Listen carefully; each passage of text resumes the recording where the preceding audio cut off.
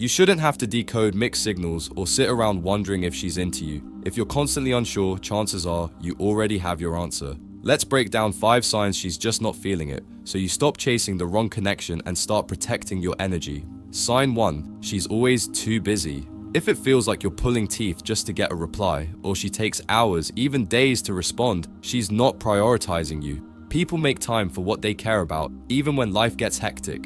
Inconsistency is often just a soft no. Sign 2. The conversation never gets real.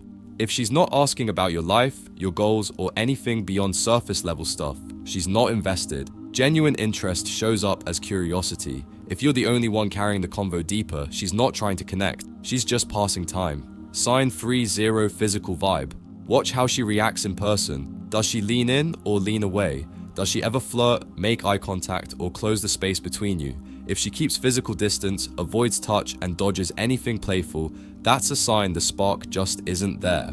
Sign 4. Plans never happen. You suggest meeting up, and she gives you the classic, "we'll see," or "maybe sometime." But that time never comes. If she really wanted to hang out, she'd either lock something in or suggest another time. "Let's see" is usually code for not interested.